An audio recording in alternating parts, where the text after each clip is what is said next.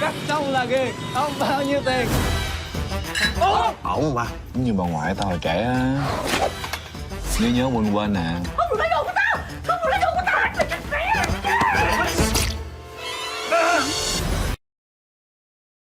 베트남 영화계가 충격에 빠졌습니다. 개봉단 3일 만에 800억 동, 약 42억 원의 수익을 올리며 손익분기점을 돌파한 영화가 등장했기 때문입니다. 올해 베트남 영화 중 가장 빠른 흥행 기록을 세웠을 뿐만 아니라 일본의 인기 신작 애니메이션보다 무려 3배나 높은 매출을 기록하였습니다. 현지 언론들이 일제히 보도한 헤드라인은 더욱 놀라웠습니다. 한국 신파가 베트남을 울렸다. 아시아 영화사의 새로운 기적. 베트남 최대 일간지 뚜오이째는 일면 톱 기사로 이 소식을 다뤘고 현지 방송국들은 특집 뉴스까지 편성했습니다. 도대체 어떤 영화가 베트남 관객들의 마음을 이토록 사로잡은 걸까요? 그리고 이 놀라운 성공 뒤에는 어떤 한국인들의 노력이 숨어 있을까요? 안녕하세요. 저는 동남아시아 영화 산업을 15년간 연구해온 한국영화학회 이사 박정민입니다. 오늘 여러분께 정말 감동적인 한국과 베트남의 합작 성공기를 들려드리겠습니다. 그 주인공은 바로 한국과 베트남이 손잡고 만든 합작 영화 엄마를 버리러 갑니다입니다. 제목만 들어도 가슴이 먹먹해지는 이 작품은 단순한 영화가 아니었어요. 두 나라의 정서가 맞닿은 감동의 산물이었죠. 사연 시작 전에 무료로 할 수 있는 구독과 좋아요를 눌러주시면 제게 큰 힘이 됩니다. 영화의 주인공은 호안이라는 베트남 청년입니다. 그는 거리에서 이발을 하며 하루하루를 버텨가는 평범한 젊은이에요. 하지만 그의 삶은 결코 평범하지 않았어요. 알츠하이머에 걸린 어머니를 혼자 돌보며 살아가야 했거든요. 제가 처음 이 시나리오를 읽었을 때 정말 충격적이었어요. 호안의 어머니는 점점 아이처럼 변해가고 있었어요. 어제까지 멀쩡했던 분이 오늘은 자신의 아들조차 알아보지 못하는 거예요. 화장실도 혼자 못 가시고 밥도 흘리면서 드시고 정말 가슴 아픈 현실이었죠. 더욱 안타까운 건 호안의 상황이었어요. 27살 청년이 꿈도 포기하고 연애도 포기하고 오직 어머니 간병에만 매달려 살아가고 있었던 거예요. 친구들은 모두 취업하고 결혼하고 새로운 삶을 시작하는데 호안만 제자리 걸음이었죠. 영화 속에서 가장 인상 깊었던 장면이 하나 있어요. 호안이 거리에서 이발을 해주면서 번 돈으로 어머니께 우유를 사드리는 장면이에요. 그런데 어머니는 그 우유를 바닥에 쏟아버리시더라고요. 호안이 엄마 이거 비싼 거예요 라고 말하는데 어머니는 마치 어린아이처럼 웃기만 하시는 거예요. 그 장면을 보면서 저도 모르게 눈물이 났어요. 우리 부모님들도 언젠가는 저런 모습이 될 수 있다는 생각이 들었거든요. 아마 60, 70대 시청자분들이라면 더욱 깊이 공감하실 거라고 생각해요. 호안의 고민은 점점 깊어졌어요.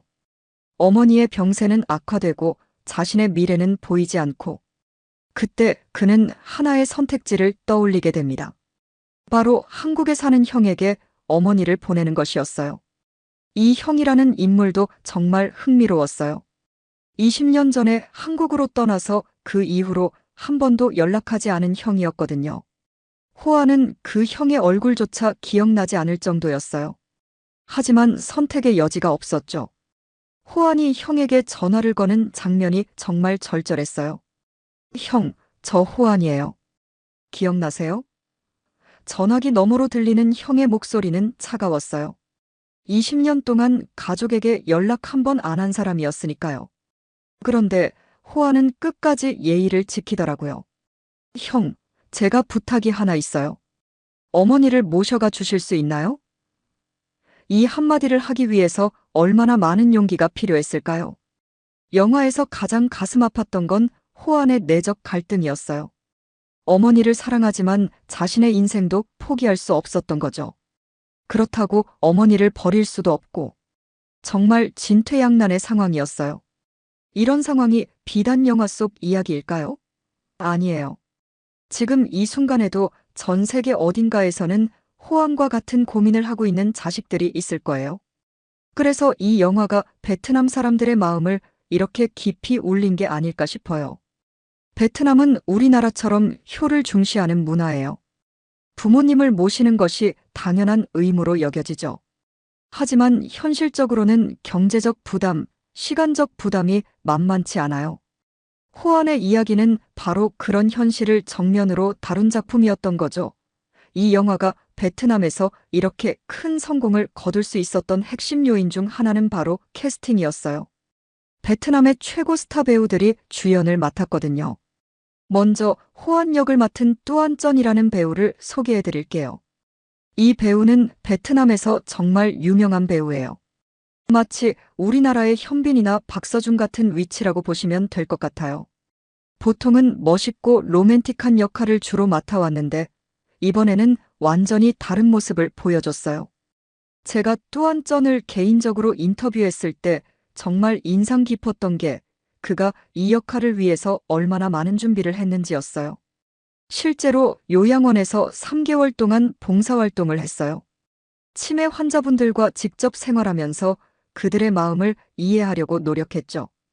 그의 이런 노력이 연기에 그대로 드러났어요. 영화에서 호안이 어머니를 바라보는 눈빛이 정말 애틋하더라고요. 화가 날 때도 있고 절망할 때도 있지만 그 밑바탕에는 항상 깊은 사랑이 깔려 있었어요. 그리고 어머니 역을 맡은 홍다오라는 베테랑 여배우가 있어요. 이분은 정말 대단한 분이에요. 베트남에서 40년 넘게 활동한 국민 배우거든요. 우리나라로 치면 고두심 선생님이나 김혜자 선생님 같은 위치라고 할 수 있을 것 같아요. 홍다오와의 인터뷰에서 가장 기억에 남는 말이 있어요.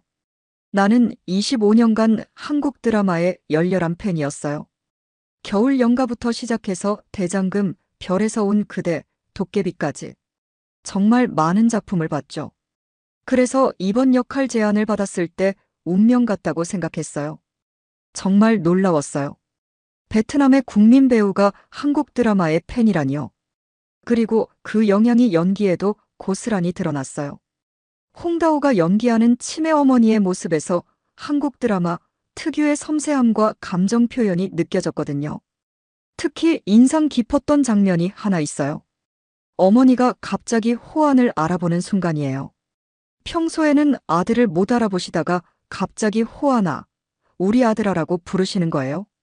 그때 홍다오의 눈빛이 정말 말로 표현할 수 없을 정도로 애절하고 따뜻했어요. 홍다오는 이 역할을 위해서 실제로 치매 환자들을 만나보고 연구했대요. 처음에는 어떻게 연기해야 할지 막막했어요. 하지만 실제 환자분들을 만나보니 그들만의 순수함과 아이 같은 면이 있더라고요. 그 부분을 놓치지 않으려고 노력했어요.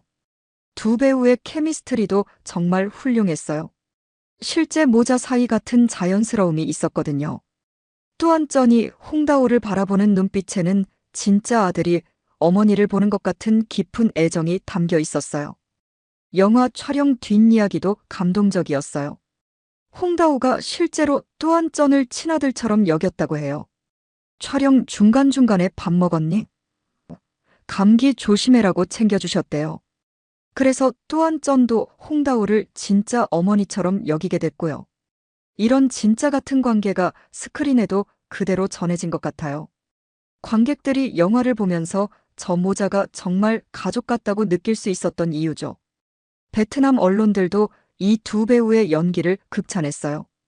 베트남 최대 영화 잡지 시네마 베트남은 뚜안전과 홍다오의 연기는 베트남 영화사의 길이 남을 명연기라고 평가했어요. 특히 홍다오에 대한 평가가 인상적이었어요. 25년간 한국 드라마를 보면서 쌓은 내공이 이번 연기에 고스란히 드러났다. 한국식 감성과 베트남적 정서가 완벽하게 융합된 연기였다는 거예요. 실제로 홍다오의 연기를 보면 한국 드라마에서 봤던 어머니의 모습들이 자연스럽게 떠올라요. 고두심 선생님이나 김혜자 선생님의 연기에서 느꼈던 그런 따뜻함과 애틋함이 있어요. 하지만 완전히 똑같지는 않고 베트남만의 색깔도 있었죠. 이렇게 베트남 최고의 배우들이 한국적 감성을 자신들만의 방식으로 소화해낸 것이 이 영화 성공의 가장 큰 원동력이었다고 생각해요. 베트남 관객들은 자국의 스타들을 통해 한국의 이야기를 접하면서 더욱 깊이 몰입할 수 있었던 거죠. 이 영화에서 또 하나의 화제는 바로 한국 배우 정희로의 특별 출연이었어요. 정희로가 베트남에서 얼마나 인기가 많은지 아시나요? 베트남 팬들은 그를 국민사위라고 부를 정도예요. 정희로가 베트남에서 유명해진 계기는 2018년에 방영된 드라마 달의 연인이었어요. 이 드라마가 베트남에서 엄청난 인기를 끌었거든요. 특히 정희로가 연기한 왕자 역할이 베트남 여성들의 마음을 완전히 사로잡았어요. 제가 직접 확인한 바로는 정희로의 베트남 공식 팬클럽 회원이 무려 50만 명이 넘어요. 한국 배우 중에서는 정말 독보적인 인기죠. 그래서 이번 영화에 정희로가 출연한다는 소식이 알려졌을 때 베트남 전체가 들썩였어요. 정희로가 베트남에 도착한 날의 장면을 잊을 수가 없어요. 호치민 공항에 무려 3,000명의 팬들이 몰려왔거든요. 공항 경비가 부족해서 경찰까지 출동할 정도였어요. 정희로가 나타나자 1호 오빠, 사랑해요. 이런 함성이 터져 나왔죠. 베트남 현지 뉴스에서도 이 장면을 톱뉴스로 다뤘어요. 한류 스타 정희로 베트남 팬들의 뜨거운 환영받으며 입국이라는 제목으로 말이에요. 정말 대단한 인기였어요. 영화에서 정희로의 역할은 그리 크지 않아요. 호안의 형 역할인데 총 출연 시간이 15분 정도밖에 안 돼요. 하지만 그 짧은 시간이 영화에 미친 임팩트는 정말 컸어요. 정희로가 연기한 형은 20년 전에 한국으로 이주해서 성공한 사업가예요. 겉으로는 성공한 것 같지만 마음속으로는 고향과 가족에 대한 그리움과 죄책감을 안고 살아가는 인물이죠. 정희로와의 인터뷰에서 가장 인상 깊었던 말이 있어요. 이 역할을 맡게 되어 정말 기뻤어요. 베트남은 저에게 특별한 의미가 있는 나라거든요. 팬들이 저를 이렇게 사랑해 주시는데 저도 베트남을 위해 뭔가 해드리고 싶었어요. 정희로의 연기에서 가장 감동적이었던 장면은 호안과의 통화 장면이었어요. 20년 만에 동생의 목소리를 듣는 형의 복잡한 감정이 정희로의 표정에 고스란히 드러났거든요. 형, 저 호안이에요. 기억나세요? 호안의 목소리를 들은 정희로의 얼굴이 순간적으로 굳어져요. 그러다가 서서히 눈물이 맺히기 시작하죠. 말로는 누구야? 잘못 걸었나? 라고 차갑게 말하지만 표정으로는 동생에 대한 그리움을 감추지 못하는 거예요. 이 장면에서 정희로의 연기력이 정말 돋보였어요. 대사는 별로 없었지만 표정과 눈빛만으로도 그 인물의 내면을 완벽하게 표현했거든요. 베트남 관객들도 이 장면에서 많이 울었다고 해요. 정희로가 베트남에 머무는 동안 정말 많은 일들이 있었어요. 촬영이 없는 날에는 고아원을 방문해서 아이들과 시간을 보내기도 했고 한국 문화를 알리는 행사에도 참여했어요. 특히 기억에 남는 건 한 베트남 팬과의 만남이었어요. 그 팬은 정희로를 보기 위해서 베트남 남부에서 24시간 버스를 타고 호치민까지 왔다고 하더라고요. 정희로가 그 이야기를 듣고 정말 감동했대요. 저 때문에 이렇게 멀리서 오시다니. 정말 죄송하고 고마워요. 정희로가 그 팬과 함께 사진을 찍으면서 했던 말이에요. 그 팬은 너무 감격해서 울었다고 해요. 베트남 언론들도 정희로에 대해서 정말 좋게 평가했어요. 정희로는 단순한 한류 스타가 아니라 한국과 베트남을 잇는 문화대사 역할을 하고 있다는 기사가 나올 정도였어요. 영화 속에서 정희로의 존재감도 대단했어요. 비록 출연 시간은 짧았지만 그가 나타나는 순간 극장 분위기가 완전히 달라졌어요. 관객들이 와 하고 탄성을 질렀거든요. 정희로의 마지막 장면도 정말 인상적이었어요. 결국 형이 베트남으로 어머니를 모시러 오는 장면인데 공항에서 호안과 만나는 순간이 정말 감동적이었어요. 20년 만에 만난 형제가 서로를 바라보는 그 눈빛. 말로 표현할 수 없을 정도로 애틋했어요. 정희로는 이 영화를 통해서 베트남에서의 위상이 더욱 높아졌어요. 단순한 한류 스타에서 베트남 사람들의 마음을 진정으로 이해하는 배우로 인정받게 된 거죠. 이것이야말로 진정한 한류의 힘이라고 생각해요. 이 감동의 중심에는 한국인 감독 모흥진이 있었습니다. 모 감독은 한국에서도 잘 알려진 중견 감독으로 가족을 다룬 작품들로 유명해요. 특히 2019년작 아버지의 이메일로 부산국제영화제에서 큰 호평을 받았던 분이죠. 모홍진 감독이 이 프로젝트에 참여하게 된 계기가 정말 특별해요. 2022년에 베트남을 여행하다가 우연히 만난 한 베트남 청년의 이야기에서 영감을 받았다고 해요. 그 청년이 바로 영화 속 호황과 비슷한 상황이었거든요. 제가 모 감독과 직접 인터뷰했을 때 들은 이야기예요. 호치민 시내의 작은 이발소에서 머리를 자르고 있는데 그 젊은 이발사가 갑자기 전화를 받더라고요. 전화 내용을 들어보니 요양원에서 온 전화였어요. 어머니가 또 문제를 일으켜서 데려가라는 내용이었죠. 그때 모 감독은 그 청년의 표정을 보고 깊은 감명을 받았다고 해요. 절망적이면서도 포기하지 않는 눈빛이었어요. 그 순간 이 이야기를 꼭 영화로 만들어야겠다고 생각했죠. 모 감독은 그 후 6개월 동안 베트남에 머물면서 현지 문화를 깊이 체험했어요. 단순히 관광객의 시선이 아니라 정말 그곳에서 살아보려고 노력했다고 해요. 처음에는 언어도 안 통하고 문화도 달라서 정말 어려웠어요. 하지만 베트남 사람들의 따뜻함을 느끼면서 점점 매력에 빠지게 됐죠. 특히 가족에 대한 사랑과 헌신이 우리와 너무 비슷해서 놀랐어요. 모 감독이 가장 감동받았던 건 베트남의 효 문화였다고 해요. 한국과 정말 비슷해요. 부모님을 모시는 걸 당연하게 여기고 가족을 위해서라면 무엇이든 희생할 준비가 되어 있더라고요. 그런 모습이 너무 아름다웠어요. 영화 제작 과정에서 가장 어려웠던 건 언어 장벽이었어요. 모 감독은 베트남어를 전혀 몰랐고 베트남 스태프들도 한국어를 잘 못했거든요. 하지만 오히려 그것이 더 깊은 소통을 가능하게 했다고 해요. 말이 안 통하니까 더 진심으로 소통하게 되더라고요. 몸짓, 표정, 그림으로 설명하면서 오히려 더 깊이 있는 대화를 나눌 수 있었어요. 영화도 마찬가지죠. 언어를 넘어서는 감정이 더 중요한 거라고 생각해요. 모 감독이 특히 신경 쓴 부분은 베트남의 현실을 있는 그대로 보여주는 것이었어요. 외국인의 시선에서 베트남을 미화하거나 왜곡하지 않으려고 정말 노력했어요. 베트남 사람들이 봐도 맞다, 이게 우리 모습이야 라고 할 수 있도록요. 그래서 영화 속 배경들도 모두 실제 장소에서 촬영했어요. 호안이 일하는 이발소도 실제 호치민의 작은 이발소였고 어머니가 있는 요양원도 실제 시설이었죠. 가장 기억에 남는 장면은 시장에서 촬영할 때였어요. 호안이 어머니를 위해 좋아하시는 과일을 사러 가는 장면이었는데 실제 시장 상인들이 모두 도와주셨어요. 이 과일이 더 좋다, 이걸로 하면 안 되냐 하면서요. 모 감독은 이런 경험을 통해 베트남 사람들의 정을 깊이 느꼈다고 해요.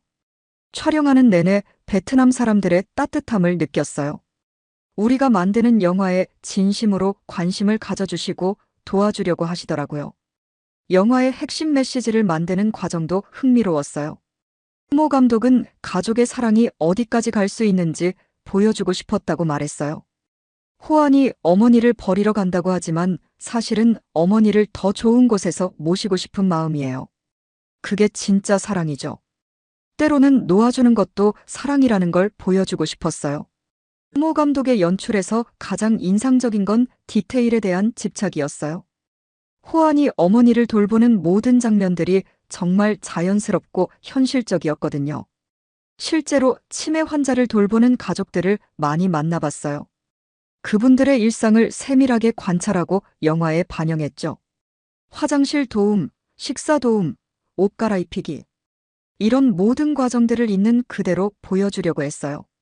이런 디테일이 베트남 관객들에게 큰 울림을 줬다고 생각해요. 우리 이야기라고 느낄 수 있었던 거죠. 드디어 개봉일이 다가왔을 때 솔직히 저도 이 정도의 성공은 예상하지 못했어요. 베트남 영화 시장은 생각보다 보수적이고 외국 합작 영화들이 성공하기 쉽지 않거든요.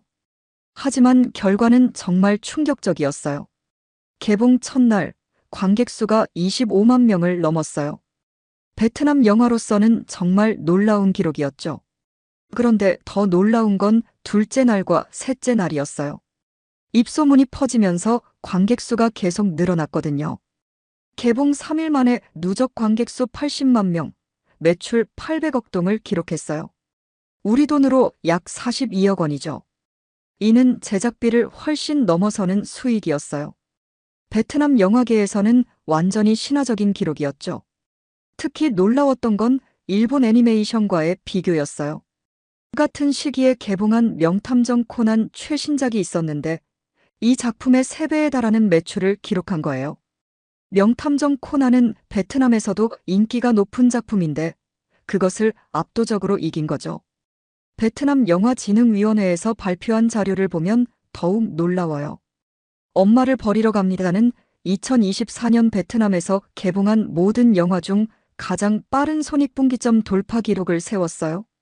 보통 베트남 영화들은 손익분기점을 맞추는데 최소 2주는 걸리는데 이 영화는 단 3일 만에 해낸 거예요. 베트남 최대 영화 배급사인 CGV 베트남의 관계자와 인터뷰했는데 정말 흥미로운 이야기를 들을 수 있었어요. 처음에는 소극장에서만 상영할 계획이었어요.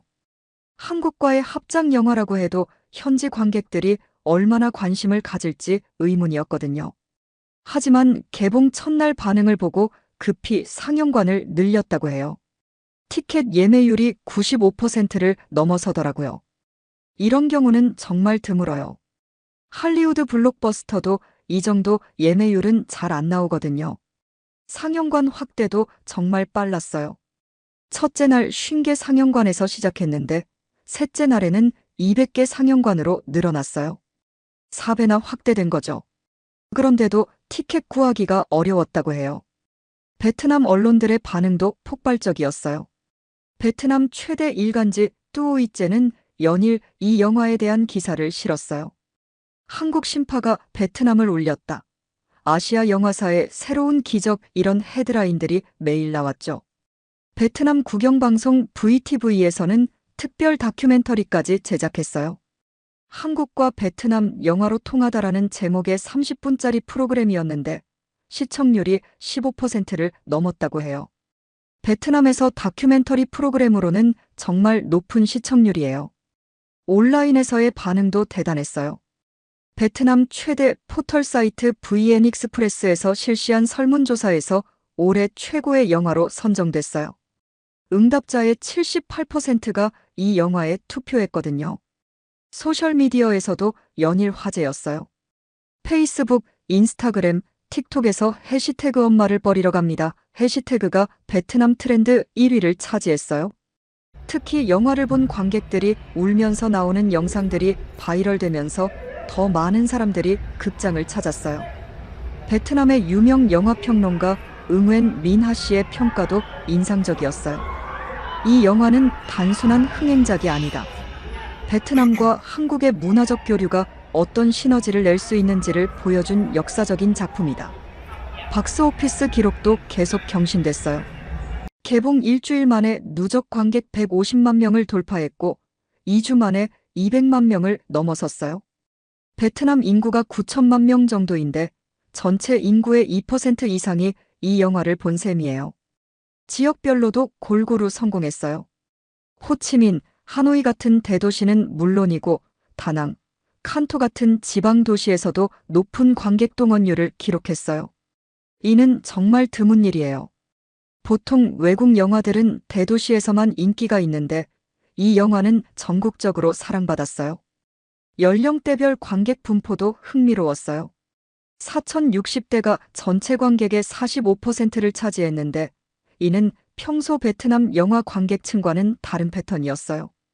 보통은 2030 세대가 주 관객층인데 이 영화는 중장년층의 마음을 특히 많이 울린 것 같아요. 영화관에서 직접 목격한 베트남 관객들의 반응은 정말 잊을 수 없어요. 제가 호치민의 한 극장에서 관객들과 함께 영화를 봤는데 정말 눈물바다가 됐더라고요. 특히 기억에 남는 장면이 있어요. 호안이 어머니에게 형한테 가시면 더 좋은 곳에서 지낼 수 있어요 라고 말하는 순간이었어요. 그때 극장 전체에서 흐느끼는 소리가 들렸거든요. 제 옆에 앉은 50대 여성분은 정말 소리내어 우시더라고요. 상영이 끝나고 나서 그분과 대화를 나눠봤는데 정말 감동적인 이야기를 들을 수 있었어요. 저도 치매에 걸린 시어머니를 10년간 모셨어요. 영화 속 호환의 마음이 너무나 잘 이해되더라고요. 사랑하지만 힘들고 힘들지만 포기할 수 없는 그 마음. 이런 반응이 베트남 전역에서 일어났어요. 베트남 최대 영화 리뷰 사이트인 시네마 베트남에는 연일 관객 후기들이 올라왔는데 대부분이 눈물 어린 감동기였어요. 한국 드라마의 감성이 우리 마음을 이렇게 깊이 울릴 줄 몰랐다는 댓글이 특히 많았어요. 또 이 영화를 보고 나니 우리 부모님께 더 잘해드려야겠다는 생각이 든다는 글들도 정말 많았고요. 베트남의 젊은 세대 반응도 주목할 만했어요. 20대, 30대들이 한글을 배우고 싶다, 한국 문화를 더 알고 싶다고 말하기 시작한 거예요. 영화 한 편이 문화교류의 촉매제 역할을 한 셈이죠. 호치민의 한 한국어 학원 원장과 인터뷰했는데 정말 놀라운 이야기를 들었어요. 영화 개봉 이후에 한국어 학원 문의가 3배로 늘었어요. 특히 젊은 여성들이 많이 오시는데 이유를 물어보면 대부분 영화를 보고 한국 문화에 관심이 생겼다고 하더라고요. 베트남 대학생들의 반응도 인상적이었어요. 호치민 국가대학교에서 설문조사를 했는데 응답자의 85%가 이 영화를 통해 한국에 대한 이미지가 더 좋아졌다고 답했어요. 한 베트남 대학생과의 인터뷰가 특히 기억에 남아요. 전에는 한국 하면 K-팝, 화장품 정도만 떠올랐어요. 그런데 이 영화를 보니 한국 사람들도 우리와 똑같은 감정을 가지고 있다는 걸 알게 됐어요. 가족을 사랑하는 마음, 부모님을 모시고 싶은 마음이 똑같더라고요. 영화를 본 후에 실제 행동으로 이어진 사례들도 많았어요. 베트남 언론에 보도된 내용 중에 이런 이야기가 있었어요. 하노이에 사는 한 30대 남성이 영화를 보고 난 후 10년간 연락하지 않던 아버지에게 전화를 걸었다는 거예요. 영화 속 호환을 보면서 우리 아버지 생각이 났어요. 바쁘다는 핑계로 너무 오랫동안 안부도 묻지 않았구나 싶더라고요. 영화관에서 나오자마자 아버지께 전화드렸어요. 이런 이야기들이 베트남 SNS에서 계속 화제가 됐어요. 해시태그 영화 보고 부모님께 전화, 이런 해시태그까지 생겼을 정도였어요. 베트남의 치매 환자 가족들 사이에서도 큰 반향이 있었어요. 베트남 치매 환자 가족 모임에서 이 영화를 단체 관람했는데 상영 후에 서로 경험을 나누는 시간을 가졌다고 해요. 한 가족 모임 대표는 이렇게 말했어요. 우리가 겪고 있는 어려움을 이렇게 아름답게 영화로 만들어주셔서 감사해요. 혼자만의 고민이 아니라는 걸 알게 됐고 다른 가족들과 서로 위로하고 힘을 나눌 수 있게 됐어요. 베트남 여성들의 반응도 특별했어요. 베트남은 전통적으로 여성이 시부모를 모시는 문화가 강한데 영화를 보고 나서 많은 여성들이 남편과 함께 부모님을 모셔야 한다는 인식을 갖게 됐다고 해요. 호치민의 한 주부는 인터뷰에서 이렇게 말했어요. 영화 속 호환을 보면서 우리 남편을 다시 보게 됐어요. 남편도 저와 함께 시어머니를 돌볼 의무가 있다는 생각이 들었어요. 집에 가서 남편과 진지한 대화를 나눴죠. 문화적 공감대 형성도 놀라웠어요. 베트남과 한국의 효 문화가 비슷하다는 걸 새삼 깨달은 관객들이 많았어요. 우리도 한국 사람들처럼 부모님을 소중히 여기는구나라는 자부심을 갖게 됐다고 해요. 베트남 문화부에서도 이런 현상에 주목했어요. 문화부 장관이 직접 이 영화는 한국과 베트남의 문화적 유사성을 보여준 훌륭한 작품이라고 공식 발표했을 정도예요. 가장 인상 깊었던 건 세대 간 소통이 늘어났다는 점이에요. 영화를 함께 본 부모와 자녀들이 서로의 마음을 더 잘 이해하게 됐다는 후기들이 정말 많았어요. 아들과 함께 영화를 봤는데 나중에 아들이 엄마, 나도 호환처럼 엄마를 끝까지 모실게요라고 말하더라고요. 정말 감동적이었어요. 이런 반응들을 보면서 영화가 단순한 오락을 넘어서 사람들의 마음과 생각을 바꾸는 힘이 있다는 걸 다시 한번 느꼈어요. 이 영화가 가져온 가장 큰 변화 중 하나는 바로 세대 간 소통의 증가였어요. 베트남에서도 우리와 마찬가지로 젊은 세대와 기성세대 사이에 소통 단절 문제가 있었는데 이 영화가 그 벽을 허무는 역할을 한 거예요. 특히 인상적이었던 건 베트남의 한 가족 이야기였어요. 하노이에 사는 45세 응웬 씨 가족인데 평소에 20대 아들과 거의 대화가 없었다고 해요. 아들은 K-팝과 게임에만 관심이 있고 아버지는 전통적인 베트남 문화를 고집하면서 서로 이해하지 못했다고 하더라고요. 그런데 이 영화를 함께 보고 난 후에 완전히 달라졌어요. 영화를 보면서 아들이 처음으로 제 손을 잡더라고요. 그리고 아빠, 나도 아빠를 끝까지 모실게요라고 말했어요. 20년 넘게 키운 아들에게서 그런 말을 들어본 적이 없었거든요. 베트남 젊은 세대들 사이에서 일어난 변화도 놀라웠어요. 평소에 한국 문화에 관심은 있었지만 표면적인 것에만 머물렀던 젊은이들이 이 영화를 통해 한국 문화의 깊이를 이해하게 된 거예요. 호치민 국가대학교 한국어과 학생들과 인터뷰했을 때 이런 말을 들었어요. 전에는 한국하면 BTS, 블랙핑크만 떠올랐어요. 그런데 이 영화를 보고 나니 한국 사람들도 우리처럼 가족을 소중히 여기고 부모님을 사랑하는 마음이 똑같다는 걸 알게 됐어요. 실제로 베트남 내 한국어 학습 열기도 급상승했어요. 호치민의 주요 한국어 학원 5곳을 조사해 본 결과 영화 개봉 이후 신규 등록자가 평균 250% 증가했다고 해요. 특히 40-50대 중장년층의 등록이 크게 늘었는데 이는 이전에는 볼 수 없던 현상이었어요. 아들이 좋아하는 한국 드라마를 이해하고 싶어서 한국어를 배우기 시작했어요. 52세 베트남 주부 레티우에 씨의 말이에요. 이런 사례가 정말 많았어요. 한국 음식에 대한 관심도 폭발적으로 증가했어요. 호치민 한인타운의 한국 식당들이 연일 만석을 이뤘다고 해요. 특히 영화 속에서 호안이 어머니를 위해 끓여드린 미역국이 화제가 되면서 베트남 사람들이 미역국을 찾는 일이 많아졌어요. 한 한국 식당 사장님과 인터뷰했는데 정말 재미있는 이야기를 들었어요. 베트남 손님들이 와서 영화에 나온 그 국 달라고 하세요. 미역국인데 처음 드시는 분들도 어머니의 사랑이 느껴진다고 하시더라고요. 베트남 전통시장에서도 변화가 일어났어요. 한국 식재료를 찾는 베트남 사람들이 늘어나면서 상인들이 김치, 고추장, 된장 같은 한국 식품을 새롭게 들여놓기 시작했어요. 문화적 이해도 깊어졌어요. 영화를 통해 한국의 효 문화를 접한 베트남 사람들이 우리와 정말 비슷하다며 친근감을 표현했어요. 베트남 문화연구소에서 실시한 조사에 따르면 응답자의 89%가 한국과 베트남의 가족 문화가 유사하다고 답했어요. 특히 인상 깊었던 건 베트남의 전통 명절인 테트텍 기간에 일어난 변화였어요. 평소에는 젊은 세대들이 전통 명절을 부담스러워했는데 영화를 본 후에는 적극적으로 참여하는 모습을 보였다고 해요.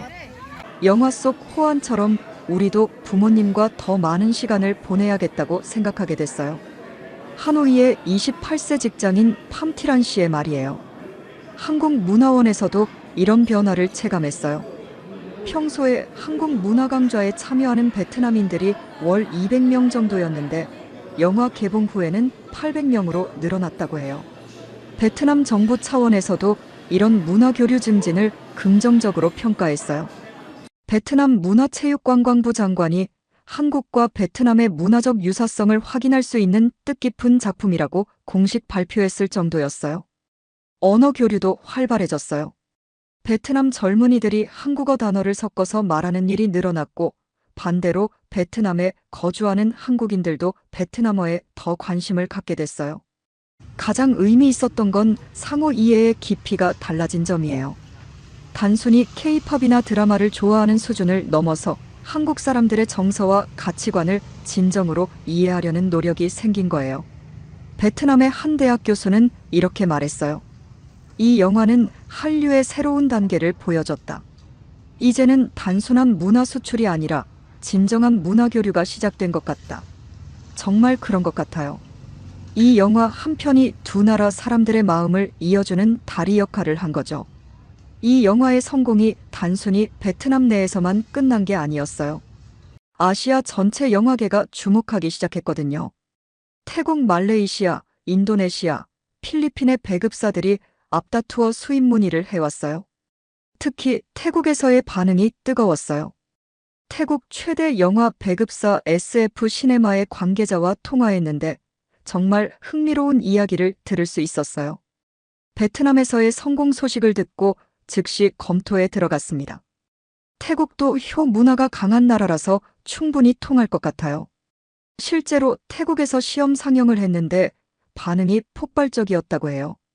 방콕의 한 극장에서 100명을 대상으로 시사회를 열었는데 상영 후 관객 만족도가 95%를 넘었다고 하더라고요.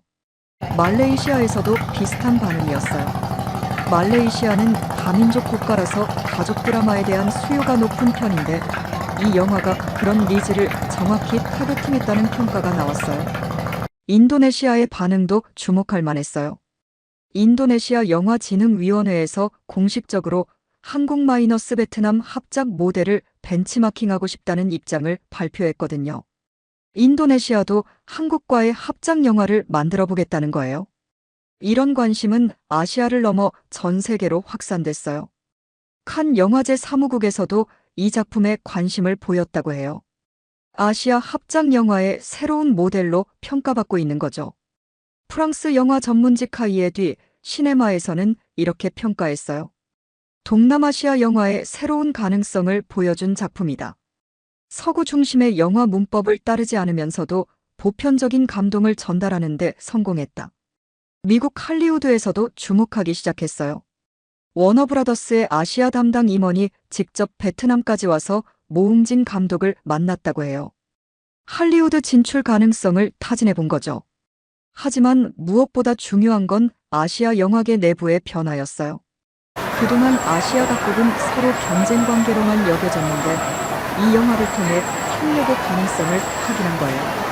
아시아 영화 제작자 협회 회장인 홍콩의 피터 찬 감독이 이런 말을 했어요. 이 작품은 아시아 영화의 미래를 보여준다. 우리는 서로 경쟁할 필요가 없다.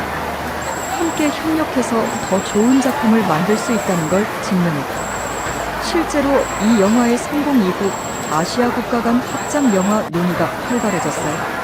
한국-태국, 한국-말레이시아, 베트남-인도네시아 등 다양한 조합의 합작 프로젝트들이 기획 단계에 들어갔거든요. 베트남 영화계에 미친 영향도 컸어요. 그동안 베트남은 자국 영화 시장이 작다고 여겨져서 큰 투자를 받기 어려웠는데 이 영화의 성공으로 인식이 완전히 바뀐 거예요. 베트남 영화진흥위원회 위원장이 이렇게 말했어요. 이 작품을 통해 베트남 영화의 잠재력을 전 세계에 알릴 수 있었습니다. 앞으로 더 많은 국제 합작 기회가 생길 것으로 예상됩니다. 한국 영화계에서도 이 성공에 주목했어요. 한국영화진흥위원회에서는 동남아시아 합작 영화 지원 예산을 2배로 늘렸다고 발표했어요. 이 작품의 성공이 정책 변화로까지 이어진 거죠.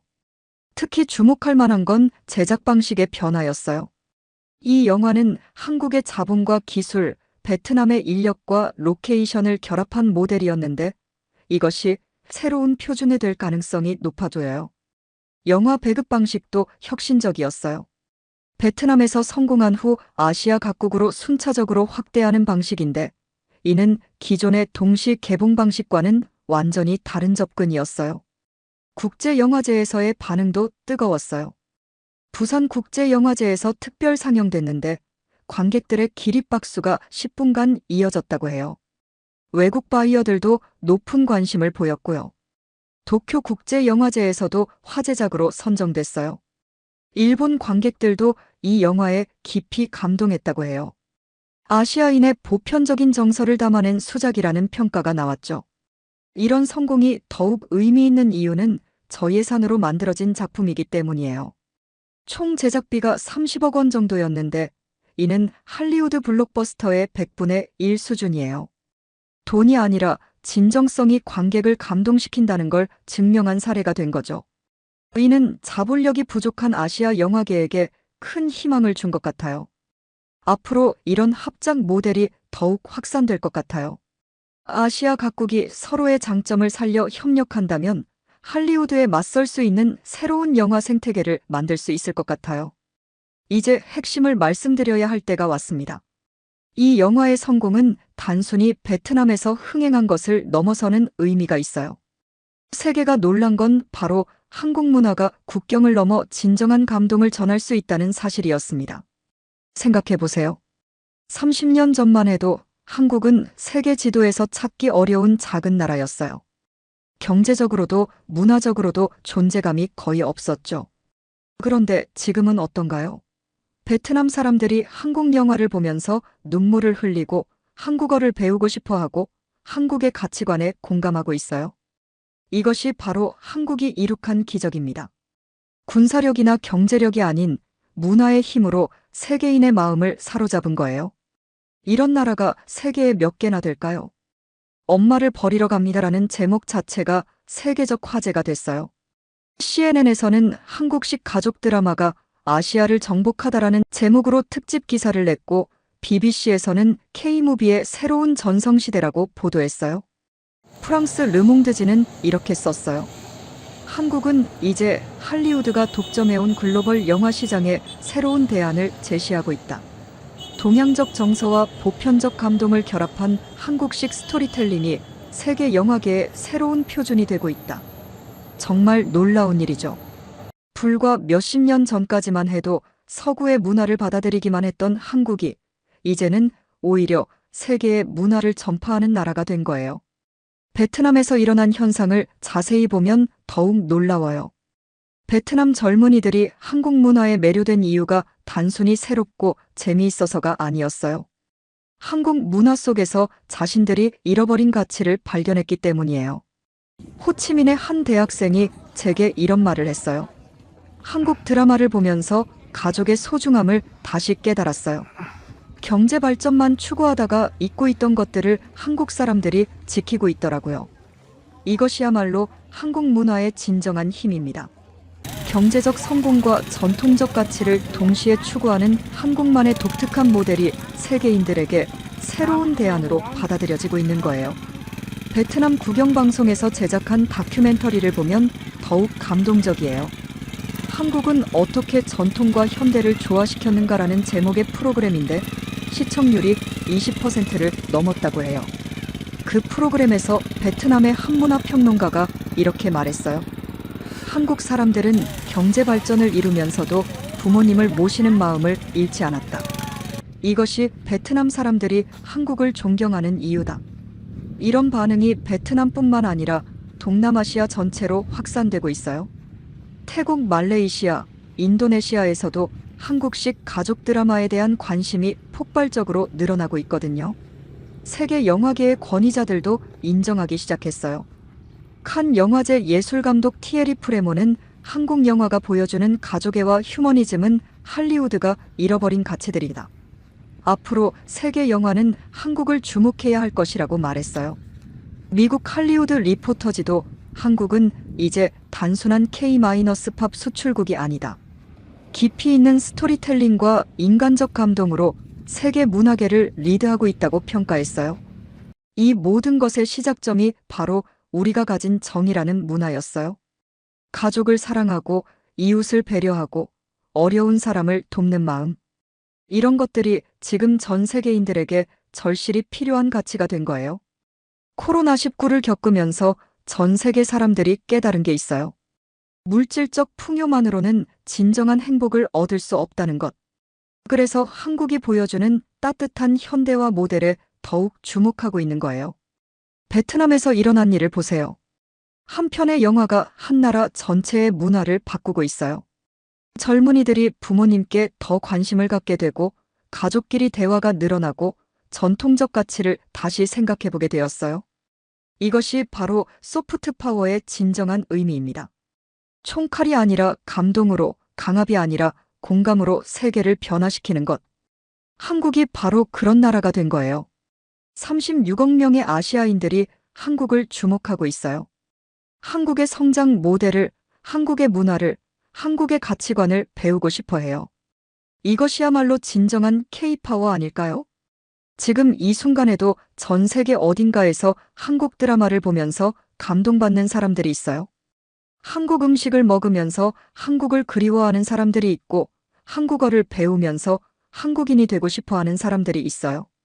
이 모든 것이 우연이 아닙니다. 우리 할아버지, 할머니들이 일제강점기를 견뎌내고, 우리 아버지, 어머니들이 전쟁의 폐허를 딛고 일어서고, 우리 세대가 민주화와 경제 발전을 동시에 이루어낸 결과입니다. 엄마를 버리러 갑니다는 이제 한국에서도 곧 개봉할 예정입니다. 베트남에서의 성공 소식을 들은 한국 관객들의 기대도 정말 높아요. 이미 예매 사이트에서는 베트남을 울린 그 영화라는 캐치프레이즈로 화제가 되고 있거든요. 제가 이 모든 과정을 지켜보면서 깨달은 건 정말 놀라운 사실이에요. 한국과 베트남이 함께 만든 눈물의 이야기는 결국 한국인의 감성이 세계를 울린 결과였다는 거예요. 생각해보세요. 이 영화의 핵심은 무엇이었나요? 바로 가족에 대한 사랑이었어요. 아들이 치매에 걸린 어머니를 돌보는 이야기, 형제 간의 화해, 그리고 끝까지 포기하지 않는 가족의 사랑. 이 모든 것이 바로 우리 한국인들이 가장 소중히 여기는 가치들이죠. 모홍진 감독이 베트남에서 영감을 받았다고 하지만 결국 그 영감을 영화로 만들어낸 건 한국인의 시선이었어요. 한국 특유의 섬세한 감정 표현, 가족에 대한 깊은 애정, 그리고 희생적인 사랑의 모습들이 베트남 관객들의 마음을 울린 거죠. 베트남 관객들이 이 영화를 보고 한국 드라마의 감성이 우리 마음을 울렸다고 말한 것도 바로 그런 이유예요. 한국인들이 수십 년간 드라마와 영화를 통해 키워온 감성적 표현 방식이 베트남 사람들에게도 그대로 전달된 거예요. 정의로의 출연도 마찬가지예요. 그가 단순히 유명한 배우여서가 아니라 한국 남성이 가진 따뜻한 매력과 진실된 연기력 때문에 베트남 팬들이 열광한 거죠. 베트남 공항을 가득 메운 그 인파들은 단순한 스타 추종이 아니었어요. 한국 문화에 대한 깊은 애정과 존경의 표현이었던 거예요. 홍다오가 나는 25년간 한국 드라마 팬이었다고 말한 것도 우연이 아니에요. 한국의 드라마와 영화가 25년 동안 베트남 사람들의 마음속에 뿌리내린 결과였던 거죠. 그래서 이 영화가 단 3일 만에 800억 동의 수익을 올릴 수 있었던 거예요. 저는 이 영화의 성공을 보면서 정말 자랑스러웠어요. 한국의 문화 콘텐츠가 이제는 단순히 수출만 하는 게 아니라 현지와 함께 만들어내는 새로운 가치까지 창조해내고 있다는 걸 보여준 거니까요. 일본의 인기 애니메이션을 3배나 뛰어넘는 흥행. 기록도 놀라웠지만 더 중요한 건 문화적 장벽을 넘어선 감동이었어요. 언어도 다르고 문화도 다른 두 나라가 함께 만든 이야기가 이토록 많은 사람들을 울릴 수 있다는 게 정말 기적 같았거든요. 그리고 이 모든 기적의 중심에는 한국인의 정서가 있었어요. 어떤 상황에서도 가족을 포기하지 않는 마음, 서로를 이해하고 용서하려는 따뜻함, 그리고 사랑하는 사람을 위해서라면 모든 걸 감수하려는 희생정신. 이런 가치들이 베트남 사람들의 마음을 건드린 거죠. 이제 이 영화가 한국에서도 개봉하면 우리는 또 다른 감동을 받게 될 거예요. 우리가 만든 이야기가 멀리 베트남 땅에서 사람들을 울렸다는 사실만으로도 가슴이 뭉클해질 것 같아요. 엄마를 버리러 갑니다는 단순한 영화를 넘어서 한국 문화의 힘을 보여준 소중한 작품이 됐어요. 우리의 감성이 세계 어디서든 통할 수 있다는 걸 증명해낸 거죠. 시청자 여러분, 여러분도 이 영화를 보게 되신다면 어떤 마음이 드실까요? 베트남 사람들처럼 눈물을 흘리게 될까요? 아니면 우리 한국인으로서 더 깊은 자부심을 느끼게 될까요? 댓글로 여러분의 생각을 들려주세요. 시청해주셔서 감사합니다. 영상이 유익하셨다면 구독, 좋아요 눌러주세요. 제작에 큰 힘이 됩니다. 감사합니다.